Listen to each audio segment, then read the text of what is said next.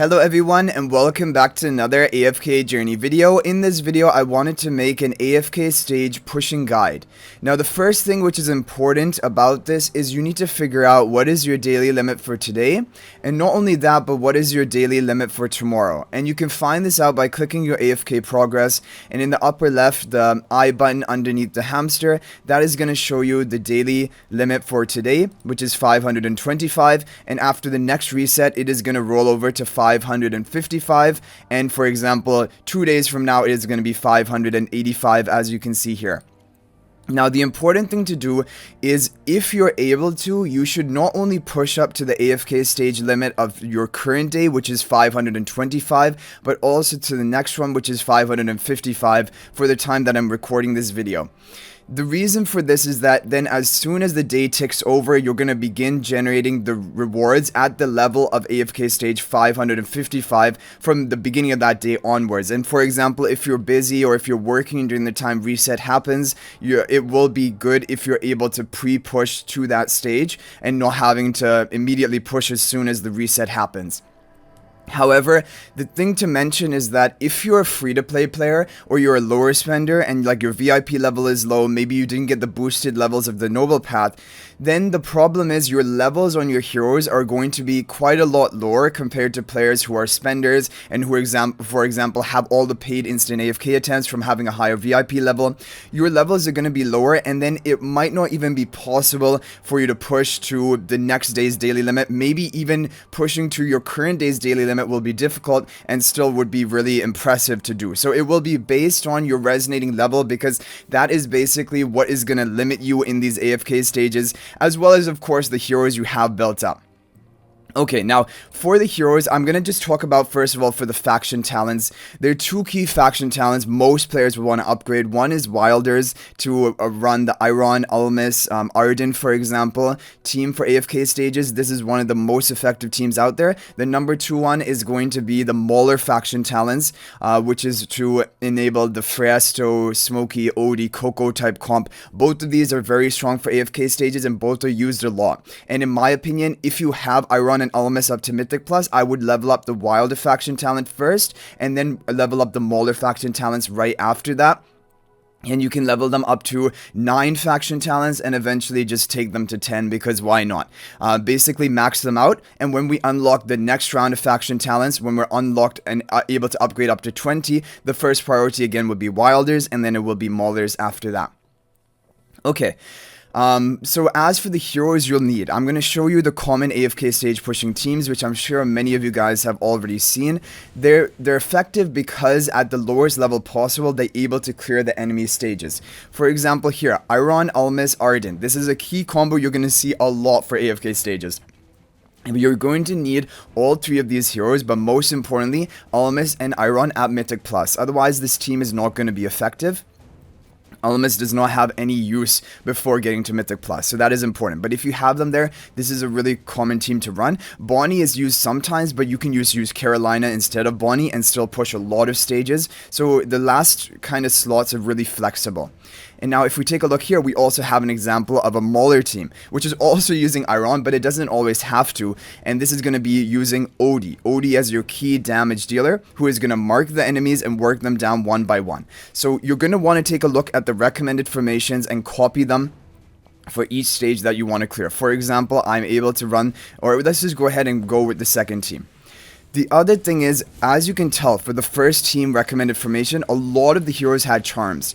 Charms are going to make a difference as well. So for example, even if you're matching the levels of the recommended formation, you also need to match the charms, need to match the level of exclusive equipment upgrades. Otherwise, it is going to be very difficult for you to clear. And honestly speaking, even if you are over level compared to the recommended formation, like for example, this recommended was like 417 on all of these heroes. Even if you were 421 or 427, it would still be a little bit difficult for you to clear. It might take a couple of runs. So just keep that in mind. The recommended formation is the lowest possible level anyone has cleared at, or lowest possible power level. And so even if you're going to need to be a little bit higher level than that, or at the very least equal to that if you want to clear it. But then what you need to do is you should watch the battles play out. Like, you should not, for example, you can click the auto progress button and do other things in your day while the stages are running in the back. But from my experience and from a lot of people's experience, it just doesn't seem that your team does as effectively. It doesn't have as high of a clear rate as if you're actually watching the stages. For whatever reason. I don't know what is the logic behind that, but it seems that way. But the other advantage of watching stages is each time you move on to a new stage, you're able to copy the new recommended formation, because there's not one formation which you can just, for example, slot in and run all of the stages. You will want to always change up your formation to the new recommended lineup. Because it is possible, for example, like if you're really over level, like 50 levels above the recommended levels in the formation, you could probably put down this team and just auto immediately 10 floors, and you could even do auto progress. You could click the chippy auto progress button and do other things in your day. But if you're challenging stages which are difficult for you or a little bit hard, it's just gonna be better for you if you actually watch the stages and switch up the formation as soon as you move on to a new stage. And it's going to be more time efficient as well. You think like it might be better if you just lock it in and click auto progress, but then you end up doing other things, you get distracted, and then you come back and it's like you only cleared one stage, you have to do it again. So it's better just to like dedicate some of your time to actually watching the fights play out. The other advantage is you can see when the fight is going wrong. For example, if all my team is almost dead, then I know I'll have to retry this stage, because the stages also require RNG. It isn't always like, for example, even if you're above the recommended level, you might have to run the stage a few times before you actually manage to clear it. So that is going to be all of that. So here it's been pretty easy clearing these stages. Now what I want to show you guys is equipment upgrading. So leveling up your equipment is really important, as well as leveling up your heroes. So in order to level up your heroes, you want to make sure you're using all of your paid instant AFK attempts every day. But ideally, you should not be using them until you've reached the highest floor you can progress to for that day. Or if you've reached the limit, then as soon as you reach the limit, you're able to use them. Because your instant AFK attempts are going to be rewarded to you based on your income generation at the stage that you're at, or if it is the daily limit. The other thing is your daily quests, they work in the same way. Claiming these season manuals and season essence, these are going to be rewarded to you at the rate of AFK stage you are at, and so try to claim them after you've already pushed to the highest floor you can. Or for example, when you're stuck and you just need to level up. And then as for leveling up the heroes, there are two ways of doing it. You can evenly level up all of your heroes. That is always going to be a pretty good option for AFK stages. It's also easier to do that. If you want to micromanage, you can level up like maybe one hero at a time to the next threshold. The thresholds are 31, 41, 51, any level ending in a 1, because you use some season essence to unlock it, it gives you a big boost in stats. And then for example, like you could use your carries in the AFK pushing team like OD or Arden or yeah. Upgrade them to the next level threshold, and that would do a little bit better for your team. But overall, I just say level up evenly. You're going to do fine with that. Now, as for the equipment, this is really important. Equipment is going to help you not only deal more damage, but also survive better. So for example, like if you have equipment that can be upgraded, you should go ahead and upgrade them. One thing I've noticed in this season is I have had quite a big excess of the forging stones. It seems like they're giving them out more generously than before, and you're able to craft and forge up more equipment than ever before.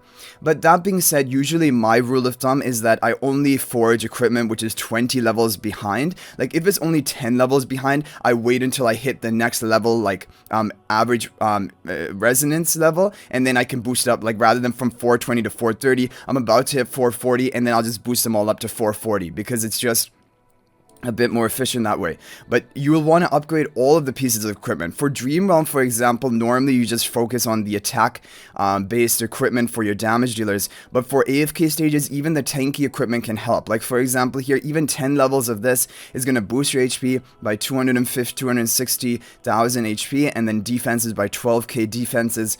Now you have to keep in mind that the hero to begin with has an insane amount of defenses and health. So in a percentage terms, I don't know exactly how much this is contributing, but each bit does make a difference, and upgrading equipment is going to be important. Okay, now I'm going to talk about manual stage AFK, because this is also an important topic when we're talking about AFK stage pushing.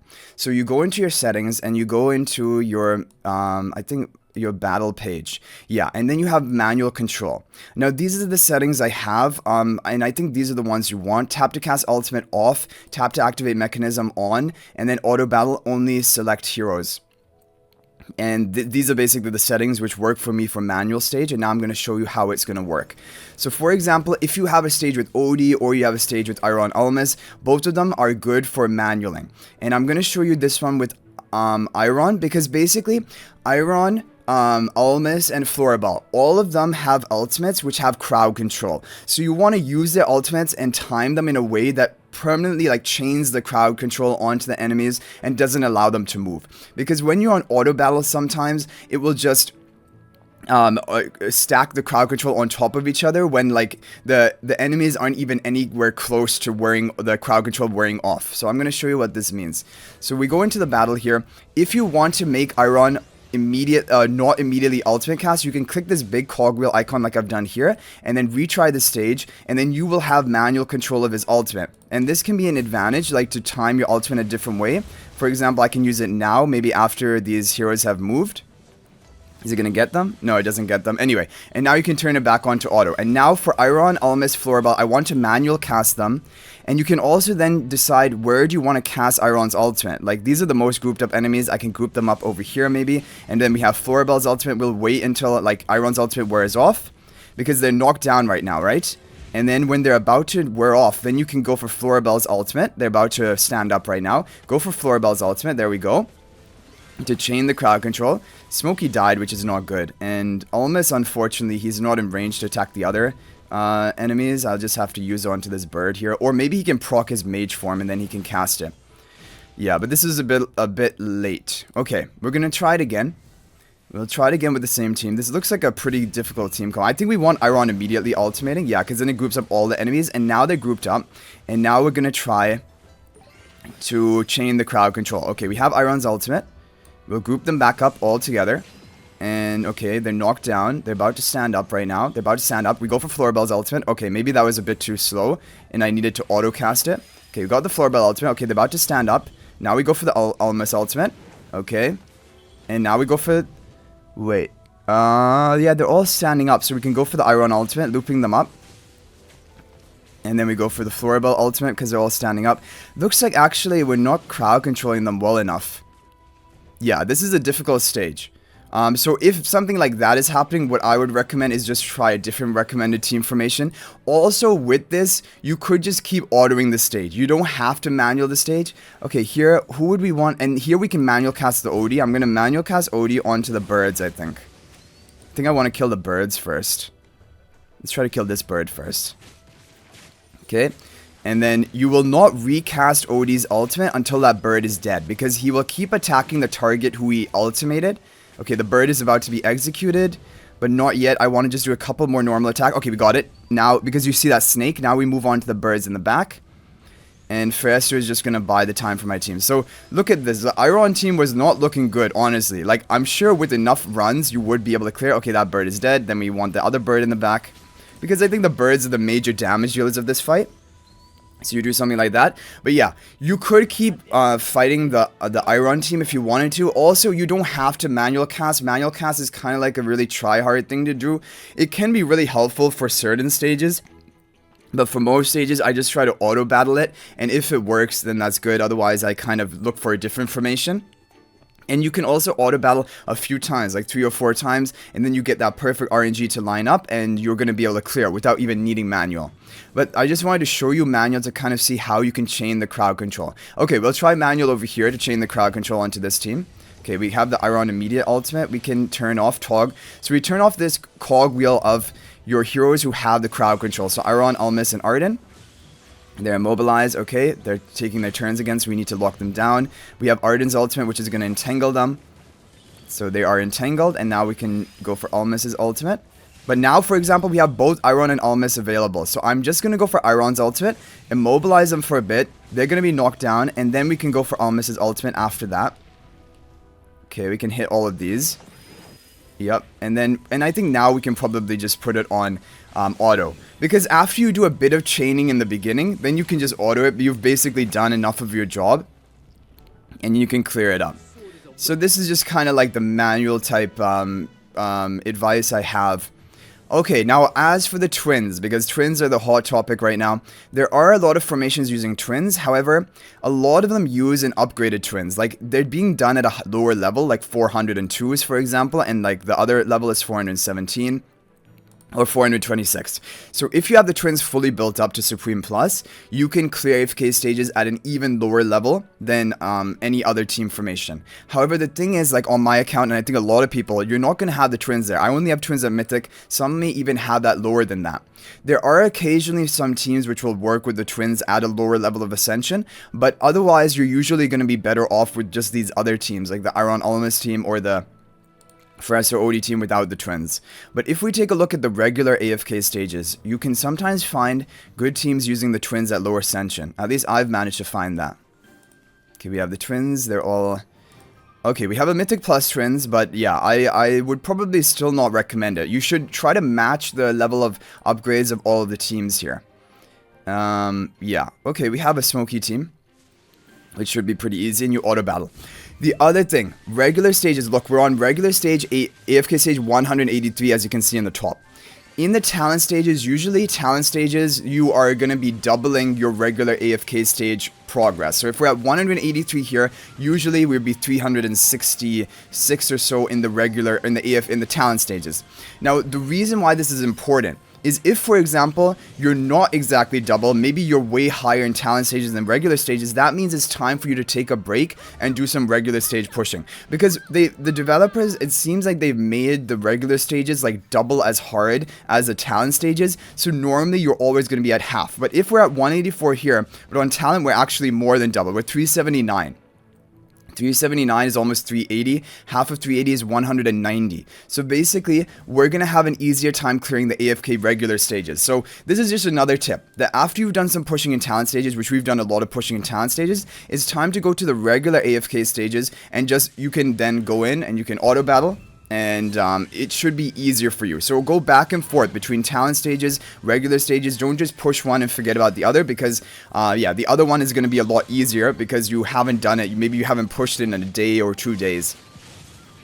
But yeah, basically all it comes down to your resonating level. That is the most important factor, as well as your heroes being built up. Like, you need to have, for example, for the Smoky team comp, you need to have Smoky Mythic Plus, ideally Fresh or Supreme Plus, but if not, you can make it work, but you will need to be at a higher level than normal. And OD at Supreme Plus, ideally, to maximize his potential. Here is not even OD, it's just Coco and Rowan. The supports don't need upgrades. Like, honestly, Coco Mythic Plus is nice for the shielding, but really, like, Rowan and Coco, they could probably work even at lower ascension. They're not the major, but you need the tank to tank out for you, and you need the other key heroes at Mythic Plus. For the Iron team, you're going to need Iron Mythic Plus, Almas Mythic Plus, and Arden Mythic Plus. So if you do not already have these heroes up to these upgrade stage, you really want to prioritize that in your wish list, as well as, for example, Almas in the season store, because this is going to make a big difference and allow you to push stages a lot more easily, and that is important because it will just make your life easier in this game and always ensure you're getting out as maximum rewards as possible. Another minor point is you can try to go and even craft charms onto your AFK stage pushing heroes, but I don't recommend it. And even if you did do that, I just feel like you should just get them gradually. Focus on your Dream Realm hero charms, because that will allow you to rank higher. But AFK stages also will help you to earn more AFK rewards. But from my experience, it doesn't feel like the charms make a big difference. It really comes down to your levels. It comes down to your heroes being built up. If you have that, then you will not need the charms.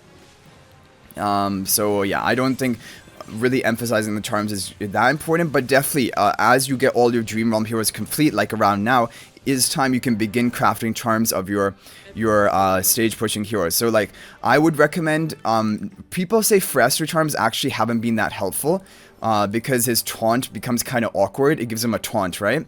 I would do probably Arden for AFK stages, and potentially, what does Almas's charm effect do? You have to read the charm effect. Yeah, I mean, yeah, Almas's charm effect is strong. It would increase the damage output of your damage you have one tile behind him. So anyway, guys, hopefully this is helpful for you to push AFK stages. I just wanted to make sort of a quick video on how I go about doing it and how you can just maximize your progress. Hopefully I did mention everything here. If there's any other tips or points you would like to add, feel free to leave a comment in the comment section to help others out. And if you guys want to talk to me more, you can join my AFK Journey Discord server. But thank you guys for watching. Hopefully this was helpful, and until the next video guys, everyone peace out for now.